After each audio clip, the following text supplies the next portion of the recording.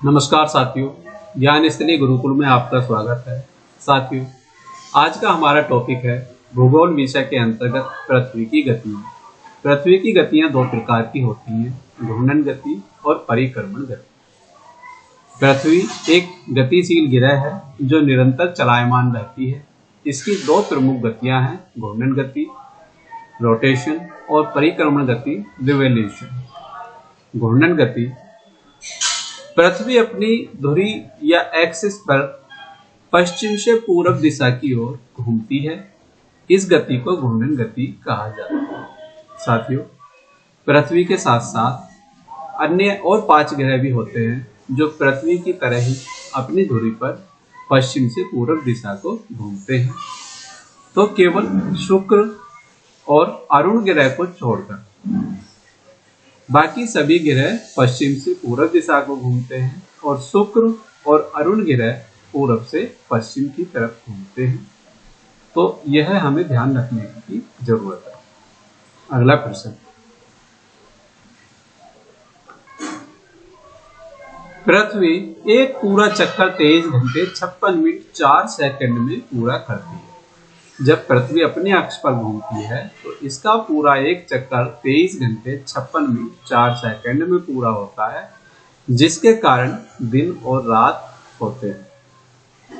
इसे एक सिडेरियल दिवस कहा जाता है, लेकिन सूर्य के अनुसार दिन सोलर डे लगभग 24 घंटे का होता है। घूर्णन दिशा पश्चिम से पूर्व, इसलिए सूर्य, चंद्रमा और तारों का उदय पूर्व दिशा में और अस्त पश्चिम दिशा में दिखाई देता है या होता है। घूर्णन गति की प्रमुख विशेषताएं, पृथ्वी अपनी धुरी पर झुकी हुई है जो 23.5 डिग्री है। विषुवत रेखा पर गति सर्वाधिक होती है और ध्रुवों की ओर घटती जाती है।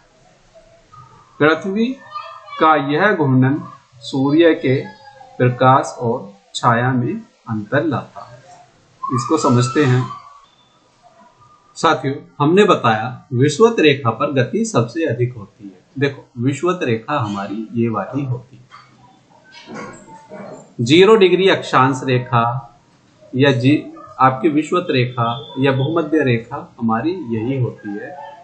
तो यहाँ पर गति पृथ्वी की सबसे ज्यादा होती है विषुवत रेखा पर। और जब ध्रुवों की तरफ जाते हैं, जैसे ये हमारा उत्तरी ध्रुव है और ये हमारा दक्षिणी ध्रुव है, तो यहाँ पर पृथ्वी की गति कम होती है और यहाँ पर पृथ्वी की गति ज्यादा होती है, क्योंकि यहाँ का फैलाव ज्यादा है। पूरब से पश्चिम मान लो या पश्चिम से पूरब मान लो, यहाँ पृथ्वी का फैलाव ज्यादा है। इसलिए फैलाव ज्यादा होने के कारण यहाँ पर गति हमें ज्यादा महसूस होती है। और यहाँ आपकी ये देशांतर रेखा है, 0 डिग्री देशांतर रेखा है, यहाँ पर बहुत कम है। तो यहाँ पृथ्वी की गति धीमी होती है और यहाँ पृथ्वी की गति तीव्र होती है। जब हम इस तरह की किसी वस्तु को घुमाते हैं तो उसके यहाँ वाले भाग पर जो उत्तरी दिशा है और ये दक्षिणी दिशा पर, उसकी गति हमेशा कम दिखाई देगी।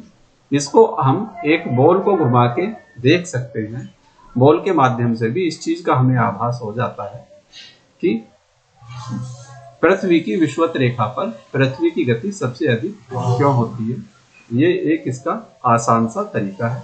आगे, घूर्णन के प्रभाव दिन और रात का परिवर्तन होता है। साथियों, जब पृथ्वी अपने अक्ष पर घूमती है तो यहाँ दिन और रात होते हैं, और जब पृथ्वी सूर्य की परिक्रमा करती है तो मौसम परिवर्तन होते हैं।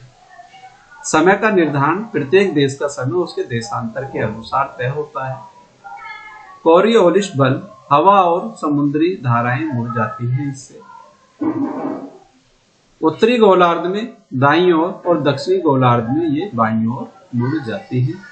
ध्रुवों का चपटा आकार होने का भी कारण है। पृथ्वी पूर्ण गोल नहीं है, ध्रुवों पर थोड़ी चपटी है और विषुवत रेखा पर फूली हुई है। तो इसके बारे में, इसका भी यही कारण है, क्योंकि ध्रुवों पर पृथ्वी की गति कम होती है और भूमध्य रेखा पर पृथ्वी की गति ज्यादा होती है, इसलिए भूमध्य रेखा पर पृथ्वी ज्यादा फूली हुई है और ध्रुवों की तरफ चपटी है। परिक्रमण गति, पृथ्वी सूर्य के चारों ओर अपनी कक्षा ऑर्बिट में घूमती है, इस गति को परिक्रमण गति कहते हैं।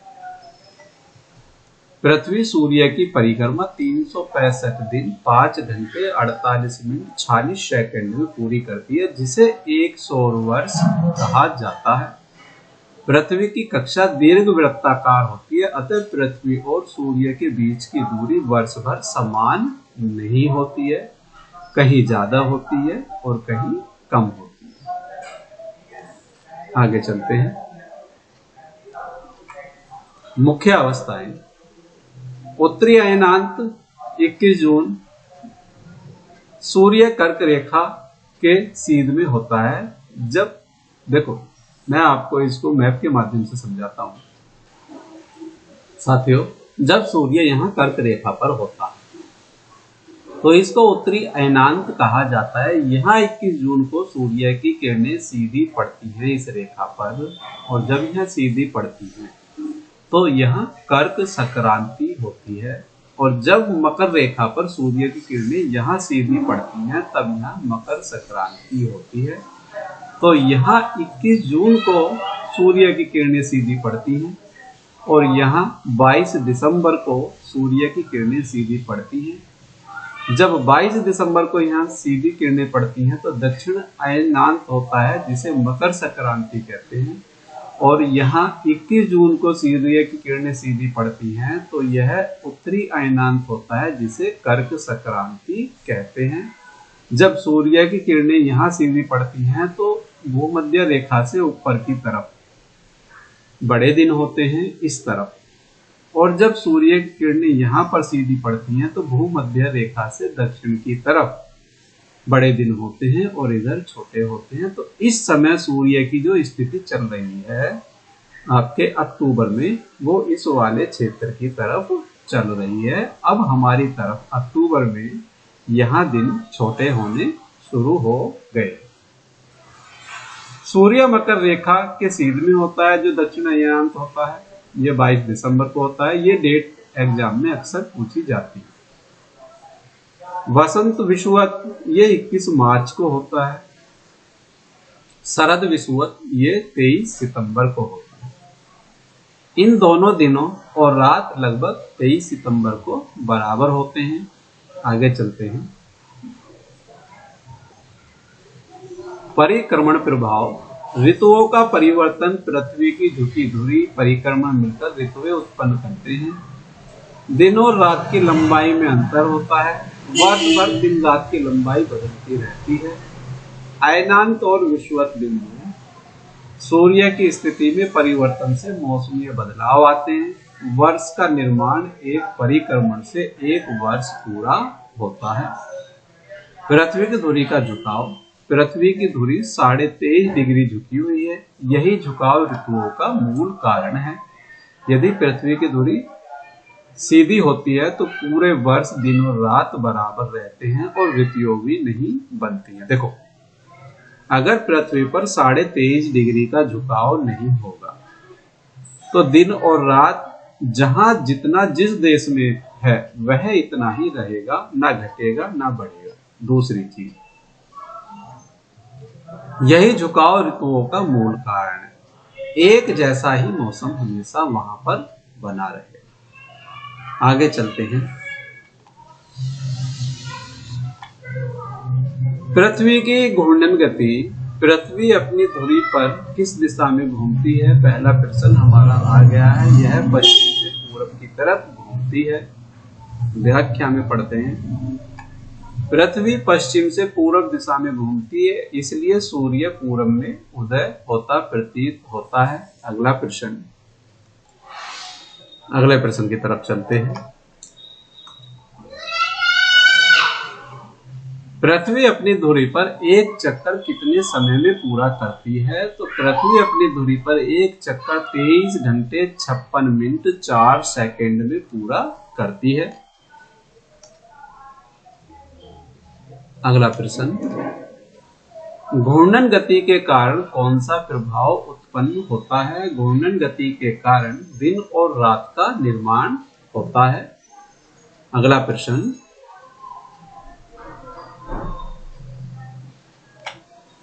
पृथ्वी की घूर्णन गति सबसे अधिक कहाँ होती है? पृथ्वी की घूर्णन गति साथियों मैंने बताया विषुवत रेखा पर सबसे अधिक होती है। अगले प्रश्न की तरफ चलते हैं। पृथ्वी की धुरी कितने अंश झुकी हुई होती है? पृथ्वी की गति 23.5 डिग्री झुकी होती है। अगले प्रश्न की तरफ चलते हैं।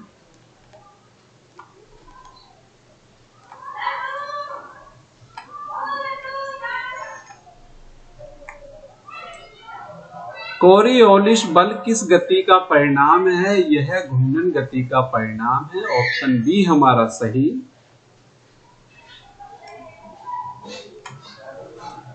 पृथ्वी के चपटी होने का कारण क्या है? पृथ्वी के चपटी होने का कारण घूर्णन गति है। ऑप्शन बी हमारा सही है। घूर्णन के कारण पृथ्वी के विषुवत भाग पर उभार और ध्रुवों पर चपटी बनावट होती है। अगला प्रश्न,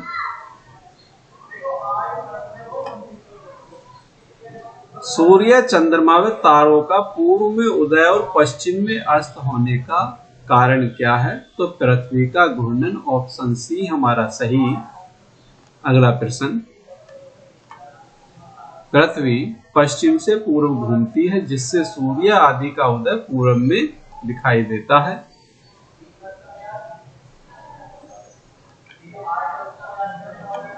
घूर्णन गति का सीधा संबंध किससे है? घूर्णन गति का सीधा संबंध दिन और रात से होता है।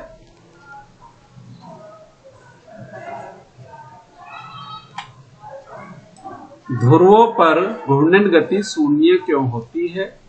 ऑप्शन बी, वहां धुरी केंद्र से गुजरती है इसलिए गति वहां शून्य होती है।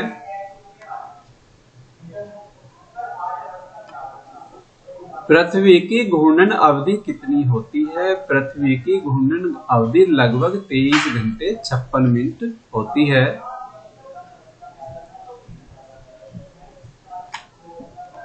अगला प्रश्न, किस गति से स्थानीय समय का निर्धारण होता है? ऑप्शन बी, घूर्णन गति से स्थानीय समय का निर्धारण होता है।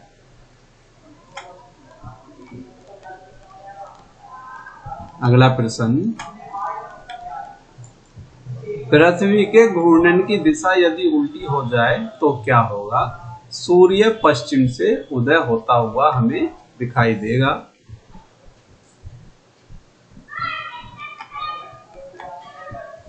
कौन सा ग्रह पृथ्वी जैसी ही दिशा में घूमता है? तो यहाँ पर हमारा बृहस्पति ग्रह पृथ्वी जैसी ही दिशा में घूमता है। मंगल भी पृथ्वी जैसी ही दिशा में घूमता है और शनि भी पृथ्वी जैसी ही दिशा में घूमता है। शुक्र केवल एक ऐसा ग्रह है जो पृथ्वी की तरह नहीं घूमता, यह विपरीत घूमता है। तो ऑप्शन यहाँ पे बी और सी हमारे ठीक हैं।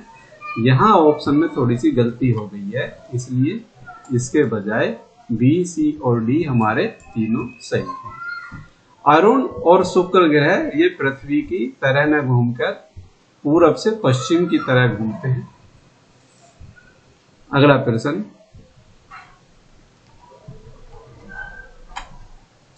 1 डिग्री देशांतर का समय अंतर कितना होता है? 1 डिग्री देशांतर का अंतर समय 4 मिनट का होता है। देखो साथियों, मैं इसको आपको यहाँ समझाता हूँ।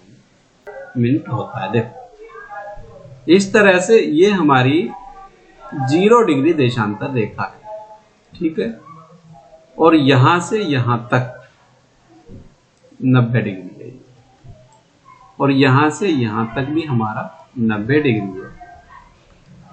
पृथ्वी का जो पूरा सर्किल बनता है वो 360 डिग्री का बनता है। तो जब भी हम पृथ्वी का या ग्लोब को देखते हैं तो उसका आधा हिस्सा ही हम देख पाते हैं। इसी तरह से ये हमारी विषुवत रेखा है और विषुवत रेखा को भी हम इसी तरह से 90 डिग्री इधर और 90 डिग्री इधर बांटते हैं। तो यहाँ जो ये हमारी अक्षांशीय रेखाएं हैं इनके माध्यम से हमारा ताप का मापन होता है। इससे हम ताप निर्धारित करते हैं। 0 डिग्री, 23.5 डिग्री, यहाँ आपका 45 डिग्री, फिर यहाँ आपका 66 डिग्री। इस तरह से ही हमारे ऊपर की तरफ जाते हैं। तो अभी हम केवल बात करते हैं देशांतर रेखाओं की। यहाँ 0 डिग्री देशांतर रेखा से पूरब की तरफ इधर की साइड, ये हमने 6 भागों में बांट दिए। 1 2 3 4 5 और ये आपका 6। तो 15 छिक्का 90 डिग्री हमारा ये हो गया। ऐसे ही यहाँ से इधर यहाँ तक 6 भागों में बांटेंगे तो यहाँ भी हमारा 90 डिग्री हो जाएगा। तो इस तरह से ये जो 15 डिग्री हमारा है, 15 डिग्री मतलब 1 डिग्री का मतलब 4 मिनट और 15 चौका 60, यहाँ से यहाँ तक का जो दूरी का समय है वो 60 मिनट का है, 1 घंटे का समय है। अब दूसरी चीज, देशांतर रेखा ध्रुवों पर इनकी दूरी अलग होती है। उत्तरी ध्रुव और दक्षिणी ध्रुव, यहाँ पर इनकी दूरी कम होती है और भूमध्य रेखा पर यहाँ इनकी दूरी सबसे ज्यादा यहाँ पर होती है, जो आपकी देशांतर रेखाएं होती है। देशांतर रेखाएं और अक्षांशीय रेखाएं ये काल्पनिक रेखाएं हैं। देशांतर रेखा समय का मापन करती हैं और अक्षांशीय रेखा ताप का मापन करती है। तो मैं समझता हूं आप इसको आसानी से समझ गए होंगे। तो 1 डिग्री देशांतर का समय अंतराल कितना होगा, तो 4 मिनट होगा। तो ये 15 डिग्री का एक खाना मैंने बनाया। 15 खाने छोटे छोटे बनेंगे, तो एक खाने का मतलब ये है कि एक खाना हमारा 4 मिनट का होगा और 15 डिग्री का मतलब ये होगा ये हमारा 60 मिनट का होगा। अगले प्रश्न की तरफ चलते हैं। अगला प्रश्न हमारा देखो, इसके बारे में, पृथ्वी 360 डिग्री देशांतर को 24 घंटे में पूरा करती है, अर्थात 1 डिग्री बराबर 4 मिनट होता है। पृथ्वी के घूर्णन के कारण कौन सी शक्ति बनती है, तो पृथ्वी के घूर्णन के कारण अभिकेंद्र बल बनता है। घूर्णन से उत्पन्न अभिकेंद्र बल वस्तुओं को बाहर की ओर खींचता है। अगला प्रश्न,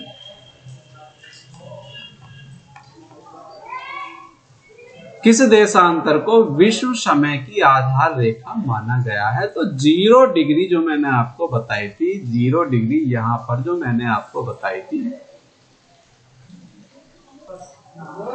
ये जो हमारे 0 डिग्री है ये समय का मापन है। ये इसके आधार पर समय का मापन किया जाता है। जब हम इधर की तरफ बढ़ते हैं तो समय जुड़ता है और जब इधर की तरफ जाते हैं तो समय घटता है। हमारा भारत यहाँ 82.5 डिग्री पर है, तो 82.5 डिग्री का मतलब है 0 डिग्री से आगे 5.5 घंटे का समय बढ़ जाता है। इसी तरह से इधर घटता है और इधर बढ़ता है। अगर यहाँ सोमवार है तो यहाँ पर पूरब की तरफ मंगलवार होगा। अगर यहाँ 11 तारीख है तो यहाँ 0 डिग्री देशांतर रेखा से पूरब की तरफ 12 तारीख होगी। आगे चलते हैं। किस देशांतर को विश्व समय की आधार रेखा माना गया है, तो ये 0 डिग्री देशांतर को इस आधार पर ग्रीनविच रेखा इसको माना गया है। अगले प्रश्न की तरफ चलते हैं।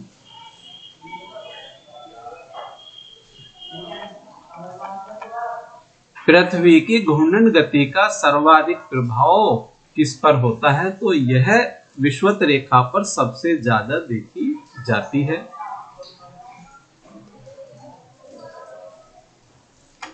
अगला प्रश्न,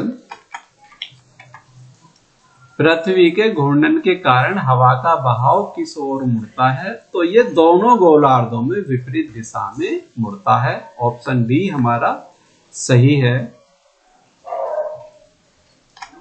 अगला प्रश्न,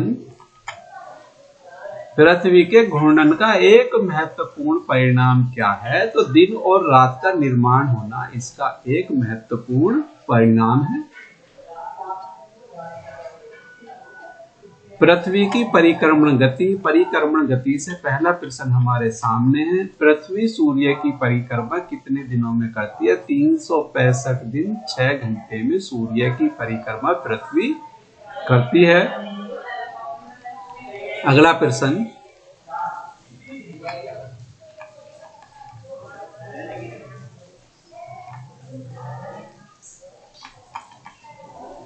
पृथ्वी की कक्षा का आकार कैसा है? पृथ्वी की कक्षा का आकार दीर्घवृत्ताकार है, मतलब पूरी तरह से वृत्त नहीं है, दीर्घवृत्ताकार है ये। अगला प्रश्न, परिक्रमण का सबसे प्रमुख प्रभाव क्या है? ऋतुओं का परिवर्तन, सर्दी, गर्मी, बरसात, बसंत ऋतु, ऐसे अलग अलग मौसम इसके कारण आते हैं। अगले के प्रश्न की तरफ चलते हैं। पृथ्वी के झुकाव का कोण क्या है? पृथ्वी के झुकाव का 23.5 डिग्री का कोण बनता है। अगला प्रश्न, पृथ्वी की धुरी 23.5 डिग्री झुकी है जिससे मौसम बदलते हैं। अगला प्रश्न, उत्तरी अयनांत कब आता है? उत्तरी अयनांत हमारा 21 जून को आता है, जिस दिन कर्क संक्रांति होती है। आगे,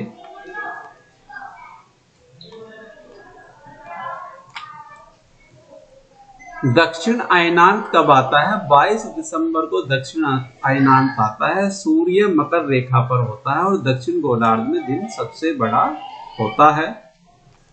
वर्ष में कितनी बार दिन रात बराबर होते हैं? तो वर्ष में 2 बार दिन और रात हमारे बराबर होते हैं। दिन रात ये हमारे 21 मार्च और 23 सितंबर को बराबर होते हैं।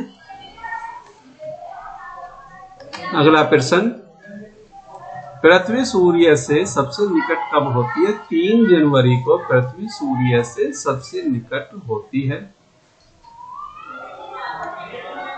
पृथ्वी सूर्य से सबसे दूर कब होती है? पृथ्वी सूर्य से सबसे दूर 4 जुलाई को होती है। ऑप्शन ए हमारा सही। अगला प्रश्न,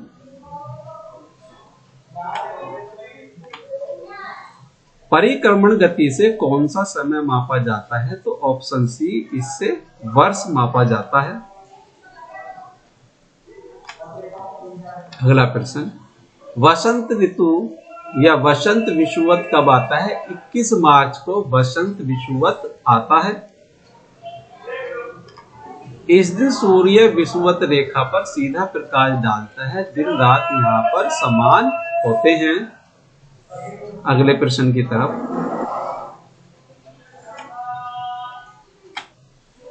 शरद विषुवत किस दिन आता है? 23 सितंबर को शरद विषुवत आता है। इस दिन भी सूर्य विषुवत रेखा पर होता है और दिन रात समान होते हैं। परिक्रमण गति की दिशा क्या है? परिक्रमण गति की दिशा ये पश्चिम से पूरब होती है। ऑप्शन ए हमारा सही। अगले प्रश्न की तरफ चलते, ऋतुओं के निर्माण में सबसे प्रमुख कारक क्या है? तो पृथ्वी का झुकाव सबसे प्रमुख कारण माना गया है। अगले प्रश्न की तरफ चलते हैं। यदि पृथ्वी का झुकाव न हो तो क्या होगा? यदि पृथ्वी का झुकाव न हो तो उपरोक्त सभी कारण होंगे। दिन रात समान रहेंगे, ऋतुएं समाप्त हो जाएंगी, सूर्य सदैव विषुवत रेखा पर रहेगा। ऑप्शन डी हमारा सही है। अगला प्रश्न, पृथ्वी की परिक्रमण गति कितनी है? पृथ्वी की परिक्रमण गति 30 किलोमीटर प्रति सेकंड है। ऑप्शन ए हमारा सही है।